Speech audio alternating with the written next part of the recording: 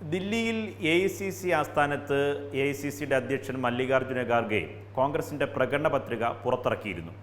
അത് വലിയ വാർത്താ പ്രാധാന്യമുണ്ടായിരുന്നു. കാരണം അതിനകത്ത് പൗരത്വ ഭേദഗതി നിയമത്തെ സംബന്ധിച്ചും കാശ്മീർ വിഷയത്തെക്കുറിച്ചും പ്രതിപാദിച്ചിരുന്നില്ല. അതിൻ്റെ തുടർച്ചയായിട്ടാണ് കേരളത്തിലും കോൺഗ്രസ് പ്രകടന പത്രിക മലയാളത്തിൽ പുറത്തിറക്കിയത്.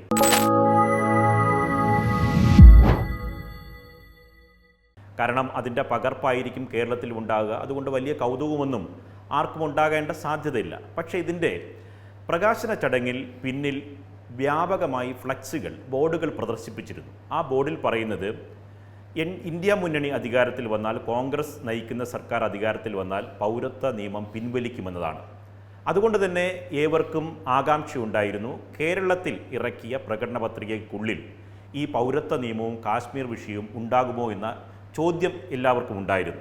പക്ഷേ ഈ പ്രകടന പത്രികയുടെ പ്രകാശന ചടങ്ങിൽ KPCCയുടെ പ്രധാനപ്പെട്ട നേതാക്കളായിട്ടുള്ള രമേശ് ചെന്നിത്തലയും പ്രതിപക്ഷ നേതാവ് VD സതീശനും പ്രസംഗത്തിൽ ഒരു വാക്ക് പോലും പൗരത്വ നിയമത്തെക്കുറിച്ചും കാശ്മീർ വിഷയത്തെക്കുറിച്ചും പ്രതിപാദിച്ചില്ല. അതുകൊണ്ട് പുറത്തിറങ്ങിയ മാധ്യമപ്രവർത്തകർ VD സതീശനോട് തന്നെ നേരിട്ട് ചോദിച്ചു, ഈ പറഞ്ഞ പ്രകടന പത്രികയ്ക്കകത്ത് ഈ വിഷയമുണ്ടോ എന്ന കാര്യം. ഇന്ന് പ്രകടന പത്രികയെ സംബന്ധിച്ച് ചർച്ചയാണല്ലോ. ഈ പ്രകടന പത്രികയിലെ ഈ പൗരത്വ നിയമവും കാശ്മീർ വിഷയം എന്തുകൊണ്ടാണ് ഉൾപ്പെടുത്താത്തത്? അതെല്ലാം വളരെ കൃത്യമായിട്ട് പേജ് 8 വായിച്ചു നോക്കിയാൽ മതി.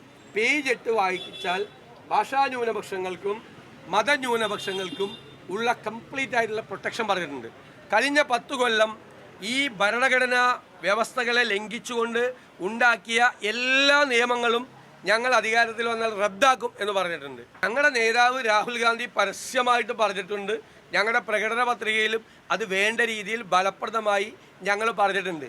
അദ്ദേഹത്തിൻ്റെ മറുപടി കൗതുകകരമാണ്. കാരണം ഈ പ്രകടന പത്രികയിൽ പറയുന്ന 8-ാം പേജ് മാത്രമല്ല, ഈ പ്രകടന പത്രിക മുഴുവൻ നമ്മൾ പരിശോധിച്ചു നോക്കി, അരിച്ചു പറക്കി വായിച്ചു നോക്കി. പ്രകടന പത്രികയുടെ മുഖവാചകം തന്നെ പറയുന്നത് ഇത് വാക്കാണ് കോൺഗ്രസിൻ്റെ പ്രകടന പത്രിക എന്നാണ്. ആകെയുള്ള പേജുകളുടെ എണ്ണം വരുന്നത് 46 പേജുണ്ട്. ഈ 46 പേജും നമ്മൾ ഓരോ പേജുകളായി പ്രത്യേകം വായിച്ചു നോക്കി. ഈ പ്രതിപക്ഷ നേതാവ് പറയുന്ന 8-ാം പേജും നമ്മൾ വായിച്ചു നോക്കി.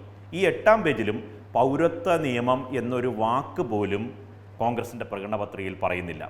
കാശ്മീർ വിഷയവും പറയുന്നില്ല.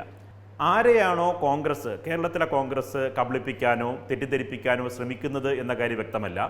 ഈ പ്രകടന പത്രികയുടെ പ്രകാശന വേളയിൽ എന്തുകൊണ്ടോ പിൻഭാഗത്ത് പതിപ്പിച്ചിരിക്കുന്ന ചിത്രങ്ങളിൽ, പോസ്റ്ററുകളിൽ കോൺഗ്രസ് അധികാരത്തിൽ വന്നാൽ പൗരത്വ നിയമം റദ്ദാക്കും എന്ന് എഴുതി പ്രദർശിപ്പിക്കുകയും പ്രകടന പത്രികയുടെ ഒരു ഭാഗത്തും അത് രേഖപ്പെടുത്താതിരിക്കുകയും ചെയ്യുന്നു. അതാണ് കോൺഗ്രസിൻ്റെ ഇരട്ടത്താപ്പ് എന്നാണ് ഇടതുപക്ഷം നേരത്തെ തന്നെ ആരോപിക്കുന്നത്. ആ ഇരട്ടത്താപ്പ് വ്യക്തമാക്കുന്നതാണ് തിരുവനന്തപുരത്ത് നടന്ന പ്രകടന പത്രികയുടെ പ്രകാശന ചടങ്ങും. KPCCയുടെ പ്രധാനപ്പെട്ട നേതാക്കളായ രമേശ് ചെന്നിത്തലയും VD സതീശനും M ഹസനൊക്കെ ഈ വേദിയിലുണ്ടായിരുന്നു. വിവിധ രംഗത്തുള്ള വിദഗ്ധരെയും ഈ വേദിയിൽ പ്രകാശന ചടങ്ങിൽ കോൺഗ്രസ് പങ്കെടുപ്പിച്ചിരുന്നു. പക്ഷേ എന്തിനാണ് ഈ ഇരട്ടത്താപ്പ് എന്ന ചോദ്യത്തിന് വരും ദിവസങ്ങളിൽ കോൺഗ്രസ് മറുപടി പറയേണ്ടി വരും. ഇടതുപക്ഷം ഈ തെരഞ്ഞെടുപ്പിൽ ഉന്നയിക്കുന്ന ഏറ്റവും പ്രധാനപ്പെട്ട ചോദ്യവും ഇതാണ്, പൗരത്വ നിയമത്തിൽ രാഹുൽ ഗാന്ധിയുടെയും കേരളത്തിലെ കോൺഗ്രസിൻ്റെയും അഭിപ്രായം എന്താണ്? എന്തുകൊണ്ടാണ് പ്രകടന പത്രികയിൽ പോലും അത് മറച്ചുവെക്കാൻ തയ്യാറാകുന്നത്? പ്രത്യേകിച്ച് ലീഗ് അടക്കമുള്ള ഘടകകക്ഷികൾ ഇക്കാര്യത്തിൽ ഉത്തരം പറയേണ്ടതാണ്. കോൺഗ്രസിൻ്റെ പ്രകടന പത്രികയെ പോലും പൗരത്വ നിയമം രേഖപ്പെടുത്താനുള്ള ധൈര്യം അവർ കാണിക്കുന്നില്ല. രാഹുൽ ഗാന്ധി വയനാട്ടിലെത്തിയപ്പോൾ ലീഗിൻ്റെ കൊടി ഉയർത്താൻ തയ്യാറായില്ല. ലീഗിൻ്റെ കൊടി മറച്ചു വയ്ക്കുന്നതിന് വേണ്ടി കോൺഗ്രസിൻ്റെ പതാകയും കോൺഗ്രസ് ഉപയോഗിച്ചില്ല. അത്തരമൊരു ഘട്ടത്തിലാണ് പ്രകടന പത്രികയെ സംബന്ധിച്ച വിവാദങ്ങളും പുറത്തു വരുന്നത്. ഇക്കാര്യത്തിൽ VD സതീശൻ്റെ മറുപടി മാത്രമല്ല, സ്വാഭാവികമായും ഈ തെരഞ്ഞെടുപ്പിൽ ജനങ്ങൾ ഇത് ചിന്തിക്കും, വിലയിരുത്തും എന്ന കാര്യം ഉറപ്പാണ്.